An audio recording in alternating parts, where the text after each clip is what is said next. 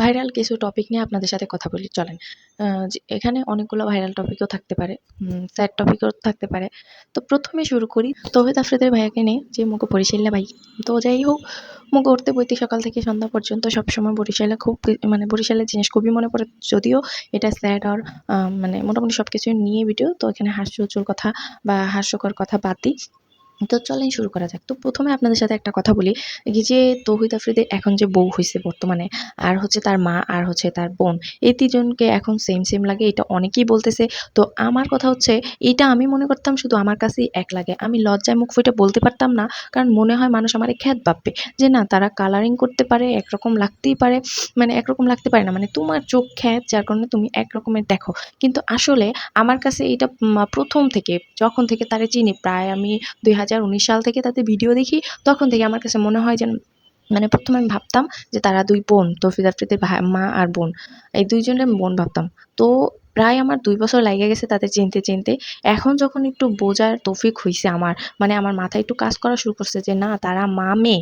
এখন আবার ভাই আরেকজনে এসে দুইটা মানে জুড়ছে, সেও একই রকম। ভাই কেমনে বুঝবো আমি? তো আমাকে তো তাও আন্ডারস্ট্যান্ডিং হয়েছে, আমরা একটু বুঝছি, বোঝার মতো ক্ষমতা হয়েছে। যেই ছোট ছোট পোলাপাইনগুলা, ওই মানে ওইগুলাই কেমনে বুঝবো? যাই হোক, ওকে বোঝার কোনো ক্ষমতা দরকার নাই। এখন কিছু মাইয়ারা আছে, মানে ওই যে আগেও একবার আমি ভিডিও বানাইলাম যে হ্যাঁ ক্রাশ মিনিটে মিনিটে পাল্টায়। তো তৌফিক আফ্রিদি হচ্ছে তাকে আগে থেকেই ক্রাশ, তারা এখন স্যাড ভিডিও মিডিও করে পুরো ফাটাই লাইতেছে। বাইরে ভাই, ভাইরাল একজন মানুষের বিয়ে করবে, এটা স্বাভাবিক জিনিস। একজন ব্লগার আরেকজন ব্লগারের বিয়ে করবে, এটা স্বাভাবিক জিনিস। আর যেহেতু তাদের স্ট্যান্ডার্ড অনেক হাই, তারা হাই লেভেলের করে বিয়ে করবে। তো তোমরা কেন ঘরে বসে রইছো যে তোমাকে ঘরে প্রস্তাব পাঠাবে এই চিন্তা কইরা? তোমাকে যে চিন্তাধারা বা তোকে স্ট্যাটাস দিতেও কি লজ্জা করে না? যাই হোক, বাদ দিই। তো এই টপিক বাদ দিই এখন। আর সেকেন্ড যে টপিক, সেটা হচ্ছে যে এই যে রাজা আর আখি, এরা যা শুরু করছে, মানে একটা ফিল্টারের মাধ্যমে প্রথমে হয়তো মারামারি করছে, সেটা ভিডিও দেখলাম। তো এটা সত্যি কিনা তো তাও জানি না, কিন্তু ফিল্টারের মাধ্যমে এখন অনেকেই মারামারির ভিডিও শুরু করে দিয়েছে, জামাই বউরে মারছে, বউ জামাইরে মারছে, এইসব।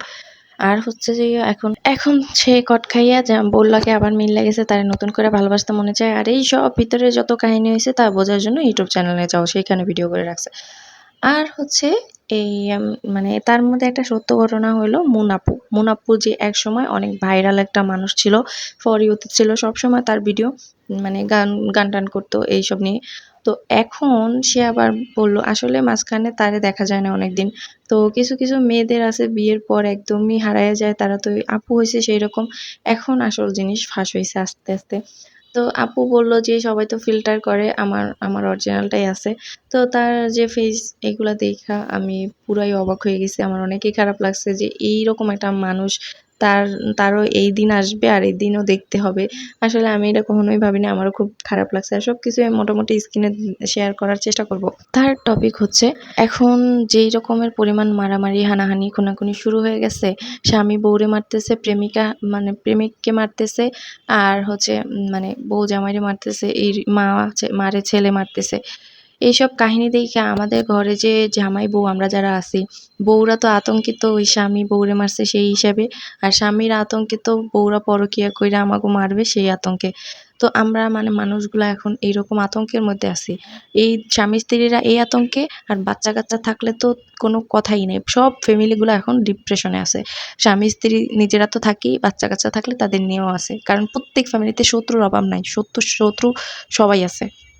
তো কে কোন জায়গা থেকে খুঁটি করে আমরা নিজেরাও জানি না।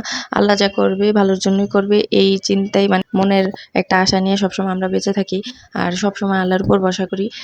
আর হচ্ছে এটা বলার রিজন হচ্ছে যে একটা মেয়ে ফেসবুকে পরিচিত হয়েছে একটা ছেলের সাথে।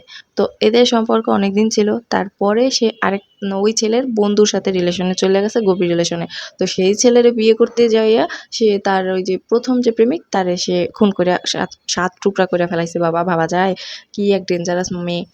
তো যাই হোক, আবার হাসব্যান্ড বউরে মাইরা হাত আর মাথা করে উলঙ্গ করে ফেলাই রাখছে। এই হচ্ছে আমাদের আজকে সমাজ। আর এখন বেশিরভাগই মানে বের হইছে স্বামী বউরে মাইরা এই রকমের দাগ টাগ করে ফেলাচ্ছে। এইগুলো হচ্ছে যে আমি দেখাই দিব মানে মুনাপির অবস্থা। মুনাপিরটাই আছে শুধু আমার স্ক্রিনে, সেটাই শেয়ার করব। আর সেকেন্ড কথা, আমরা সমাজের কিছু মানুষ আছি, এত ছেলে কইরা পাগল কইরা ফেলে। মানে মেয়ে হইলে মেয়েদের পছন্দ করে না। অনেক আছে, অনেক। আমাদের আশেপাশে অনেক আছে। আমি নিজেরে দিয়ে আপনাদের ২ টা উদাহরণ দেই। আমার ছেলে আর আমার মেয়ে। আমার বাসার পাশে একজন মুরুব্বি আছে। ওনার ছেলেরও মেয়ে হইছে।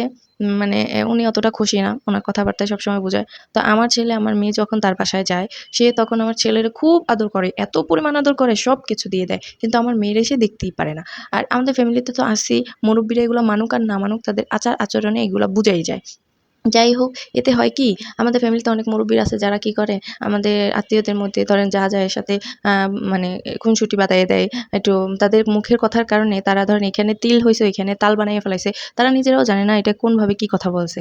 তো যাই হোক এইরকম কইরা তারা যে বৈষম্য তৈরি করে, বড় হইলে এরা ভাই-বোনরা যখন এই জিনিসটা দেখবে তখন কিন্তু এদের মধ্যে এই জিনিসটা তৈরি হবে যে না আমার থেকে ভাইকে বেশি আদর করে সবাই। তার মানে মেয়েদের কোনো দামই নাই। এই দুনিয়ায় মেয়েদের কোনো দামই নাই। কারণ হচ্ছে আমি একটা কথা বলি, এই যে কিছুদিন আগে মেয়েটার মানে স্বামী বউকে মারছে, তখন সবাই বলছে মানে এখন কোনো রিজন নাই, ছেলের কোনো দোষী হচ্ছে না, মেয়ে পরকীয়া করছে তাই। কেন রে ভাই পরকীয়া করুক আর যাই করুক পুলিশের হাতে দে, অন্যের শাস্তি আছে। কেন কাইটে টুকরো, টুকরো করতে হবে? কেন এরকম মেয়েটারে মানুষের সামনে অশ্লীলভাবে মানে প্রকাশ করতে হবে? আগের দিনে কিছু কথা শুনতেন না যে শাশুড়িরা বউদের মারতো, পুড়াই ফেলতো আগুনে, মাইরা একেবারে মেরেই ফেলতো। মানে বালিশ চাপা দিয়ে বা গলায় কলসি দিয়ে পানিতে ডুবাইয়ে মাইরে ফেলতো। তো এইগুলা আসলে এখন বোঝা যায় যে মুরব্বিদের কতটা মন-মানসিকতা হার্ড আর অনেক খারাপ মন মানসিকতা।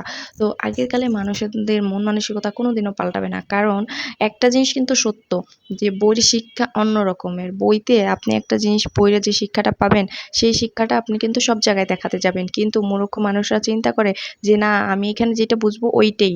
বইয়ের ভাষা আমার বোঝার কোনো দরকার নেই। তো এইটা বোঝানোর এইটাই মানে যে মুনতাহার বিষয়টা। মুনতাহা যে মারা গেল, ওরে কিন্তু ঐরকম মুরব্বিরাই মারছে। যাদের মনের মধ্যে কোনো মায়া দয়া বলতে কিচ্ছু নাই। তো আগের কালের মানুষদের যে মায়া দয়া কম, এই জিনিসটা কিন্তু আবার সে প্রমাণ করে দিছে। আর এই যে ছেলে মাকে মারছে। ছোটবেলার থেকে আপনারা অনেকেই বলেন ছেলে মেয়েকে শাসন করতে নেই, এই করতে নেই, ওই করতে নেই। এই জিনিসটা কখনোই শিখাতে হবে না যে মায়ের উপরে কথা বলতে হয়। এই জিনিসটা ছোটবেলা থেকেই শিখাইতে হয়। অনেকে শাসন করলে আইসা বলে যে হ্যাঁ এরকম করে না ওইরকম করে আমরা ছেলে মেয়েকে এইরকম মানুষ করি না ওরকম মানুষ করি না, তাই জন্যই তো আপনাদের ছেলেমেয়েরা আপনাদের গালিগালাজ করে কথা বলার সাহস পায়। আর আমরা আমাদের বাবা মায়ের বড় হইছি, আমরা জানি কি রকম শিক্ষা আমাদের দরকার। মা জিনিসটা এমন যে দূরে থাকে সেই বোঝে মা জিনিসটা কি। আপনার কাছে যখন ছেলে মেয়ে ৫ টাকা চাবে আপনি সাথে সাথে যখন দিয়ে দেবেন তখন ছেলে বুঝবে যে না আমি যখনই টাকা চাই তখনই তো দিয়ে দেয়, টাকা তো আছেই। এই জিনিসটা আমি সবসময় আমার ছেলেমেয়েদের শিখাই। আছে না কিছু মানুষ আপনি সারাদিন যাই শিক্ষা দিবেন, কিছু মানুষ আইসা রাতে ১ মিনিটের মধ্যে সেই জিনিসটা শেষ করে ফেলাবে। তারপর ধীরে ধীরে সে যখন বুঝতে পারে যে না তার হাতের নাগালে চলে যাচ্ছে তখন বোঝে যে না ওই ব্যক্তিটা তো বুদ্ধিটা ঠিকই দিছিল। তো ওই জিনিসটা পরে বুঝে কি লাভ, যে জিনিসটা পরে বুঝলে কোনো লাভই হবে না। তো যাই হোক কথায় আছে না যে ভাবিয়া করিও কাজ করিয়া ভাবিও না। তো এই কথাটা সবসময় মনে রাখবেন। আর ভাই মাদের একটু সম্মান দিতে শিখ। আর যে বউরা আছে না শাশুড়িরা খারাপ হলে সারাক্ষণ শাশুড়িদের পিছনে থাকেন, শোনেন আপনারা যা করবেন তা আপনারা ফিরে পাবেন। যে শাশুড়িরা ননদরা যেরকম করবে তারা সেরকম ফিরে পাবে। এইটাই, এর থেকে বেশি আপনাদের কোনো কিছু করার দরকার নাই। আপনাদের একটা জায়গা ভালো লাগে না, কাউকে ভালো লাগে না, সেখান থেকে চুপ করে সরে আসবেন, আর কোনো কথা নাই। তো আজকে আমার ভিডিওটা এতটুকু ছিল, আমার মনের মধ্যে অনেক কথা জমেছিল তাই শেয়ার করলাম। খারাপ লাগলে ক্ষমা সুন্দর দৃষ্টিতে দেখবেন। আর আমার ভিডিওটা ভালো লাগলে একটু শেয়ার করে ফলো দিয়ে পাশেই থাকবেন। আল্লাহ হাফেজ, সবাই ভালো থাকবেন।